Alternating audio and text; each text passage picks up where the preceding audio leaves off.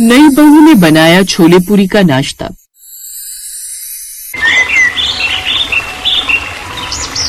मनीषा की शादी की तैयारियां जोरों शोरों से चल रही थी, तो वहीं मनीषा अपनी मासी की बेटी कोयल के साथ अपने कमरे में हल्दी के लिए तैयार होते हुए बोलती है।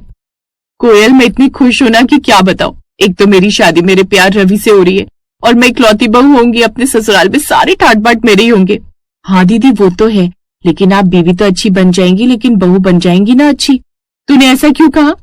अरे बहू के ऊपर जिम्मेदारियां होती हैं और आपको जहाँ ज्यादा काम दिखता है आप तो हाथ खड़े कर देती है। हाँ ये तो है, लेकिन यार रवि का साथ मुझसे सब कुछ करवा देगा। मनीषा और कोयल की बातों के बीच मनीषा की माँ आकर उनको नीचे हॉल में हल्दी के लिए बुला लेती हैं, जहाँ सभी लोग मनीषा को बारी बारी हल्दी लगाते हैं। हल्दी की रस्म के बीच मनीषा का फोन बजता है, जहाँ वीडियो कॉल पर रवि मनीषा के चेहरे को हल्दी से रंगा देखकर बोलता है। अरे मोहतरमा, इतनी भी हल्दी ना लगा देना अपने चेहरे पर कि तुम्हारे गालों पर किस करते हुए हल्दी का टेस्ट है। चुप करो, शर्म नहीं आती?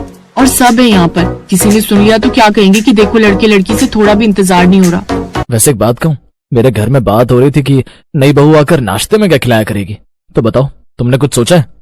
वाह जी वाह, अभी मैं तुम्हारे घर में आई भी नहीं हूँ और तुमको खाने में क्या बनाऊंगी इसकी पड़ी है। मुझे ना गुस्सा ना दिलाओ, वरना पहले ही दिन नाश्ते में मिर्च के पराठे खिलाऊंगी तुम्हारे परिवार को। अच्छा सॉरी बाबा, अब तुम हल्दी एंजॉय करो, माँ बुला रही है मुझे। रवि के कॉल काटने के बाद मनीषा अपनी हल्दी एंजॉय करती है। ऐसे ही मेहंदी और संगीत के फंक्शन के बाद आखिरकार मनीषा और रवि की शादी हो जाती है, जहाँ पर मनीषा के ससुराल में उसकी सास कल्याणी उसका आरती उतार कर स्वागत करती है। आओ मेरे घर की लक्ष्मी, मेरी अन्नपूर्णा, इस घर में अपने कदम रखो और इस घर के लोगों के दिल को जीतो। अन्नपूर्णा, वाह माँ जी, आते ही बता रही हो कि मुझे अच्छा अच्छा खाना बनाकर सबका दिल जीतना है। एक बार मुझे अच्छे से एंजॉय करने दो, मेरी शादी के बाद की रस्म में खिला देंगे आपको खाना भी। क्या सोच रही हो, आगे बढ़ो।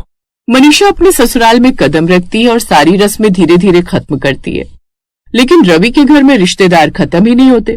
उसकी चाची, बुआ, ताई, दूर की मासी, दूर की काकी, सभी लोग ही घर में शादी के 2 दिन बाद तक भी पड़े रहते हैं। ये देखकर कमरे में बैठी मनीषा के पास जब रवि आता है तो वो बोलती है, ये भीड़ कब खत्म होगी तुम्हारे घर से? ये रिश्तेदार जा क्यों नहीं रहे? शादी खत्म हुए 2 दिन हो गए, अब तक का एक का भी पैर नहीं हिला अपने घर वापस जाने के लिए। अरे अभी कोई नहीं जाने वाला। क्यों? दूसरी शादी भी करोगे क्या जो उसको देखने के लिए रुके हुए हैं ये? अरे नहीं बाबा, ये लोग एक खास रस्म के लिए रुके और वो रस्म है। रवि आगे बोलता उससे पहले कल्याणी कमरे में आती है और मनीषा को बोलती है, बेटा तुझे इस घर में आए हुए 2 दिन हो गए हैं, लेकिन बेटा ये मेहमानों से भरा घर ना मुझे खाली चाहिए।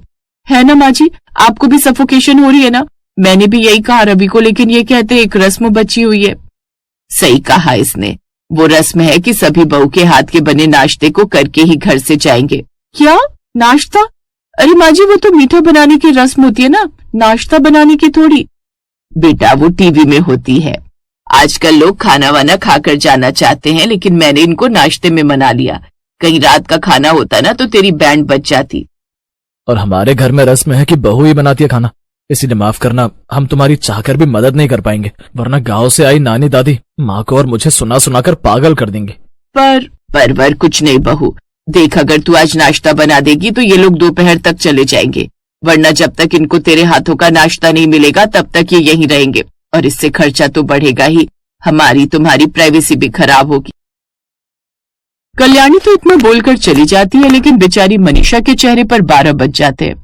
अब वो घूंघट में रसोई में आती है और वहां आकर अपना घूंघट हटाकर गुस्से में बोलती है, बताओ लोग नई बहू को सर आंखों पर बिठा कर रखते हैं और यहाँ मुझे किचन में बिठा दिया लाकर। सही कहा था कोयल ने, अच्छी बहू बनना शायद मेरे बस की बात नहीं, क्योंकि मेरा मन तो कर रहा है कि भाग जाऊं यहाँ से। मनीषा बेचारी सोच में पड़ी होती है कि इतने लोगों के लिए ऐसा क्या बनाए जो आसान भी हो और वो अकेले बना सके। इतने में उसकी बहन कोयल का कॉल आता है। कोयल कैसी है तू? यार मैं नहीं बन सकती ये बहू, तूने सही कहा था, देखना मुझे किचन में फेंक दिया 2 दिन के अंदर। अरे मेरी छुई मुई दीदी, देखो मैंने कहा था कि शादी एक ड्रीम जरूर होता है, लेकिन इसकी रियलिटी शादी के बाद पता लगती है। यार मुझे सभी रिश्तेदारों के लिए नाश्ता बनाना है, इतने सारे लोग हैं, आज तो लगता है मैं नाश्ता भी इनको डिनर के टाइम पर करवाऊंगी। इतना सारा खाना जल्दी तो नहीं बनेगा मुझसे। अरे पागल दीदी, तो इतना सारा बनाना क्यों है? कुछ ऐसा बना जो टेस्टी भी होगा और जल्दी भी बनेगा। जल्दी क्या बनेगा यार, भंडारा थोड़ी है छोले पूरी का।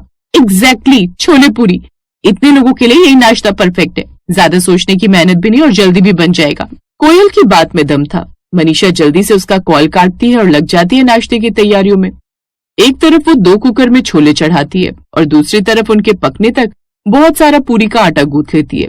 तो वहीं रसोई में ताकाझाकी कर रहे कल्याणी और उसके रिश्तेदारों में उसकी दूर की एक बुआ सास रसोई में काम करती हुई मनीषा को देखकर कल्याणी से बोलती है, अरे कल्याणी, तेरी बहू आखिर क्या बनाने वाली है नाश्ते में?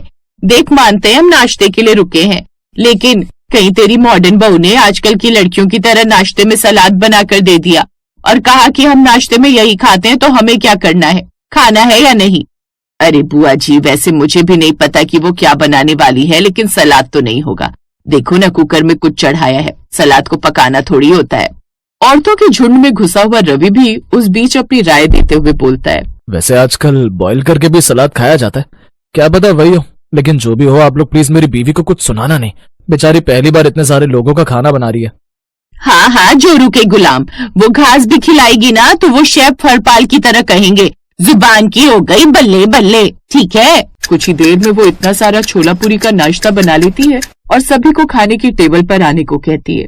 घर में इतने रिश्तेदार थे कि एक टेबल पर कोई नहीं आ पाता, इसलिए रवि जुगाड़ करता है और हॉल में चटाई बिछा देता है, जिसके बाद सभी नीचे बैठते हैं। हमें लगा कि कोई घास फूस वाला खाना होगा।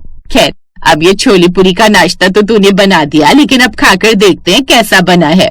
सभी लोग छोले पूरी का नाश्ता करते हैं, जो सच में बहुत टेस्टी बना होता है। सभी रिश्तेदार मनीषा की तारीफ करते हैं और बुआ सास भी खाना खाने के बाद एक हार का बॉक्स लेकर मनीषा के पास आती है।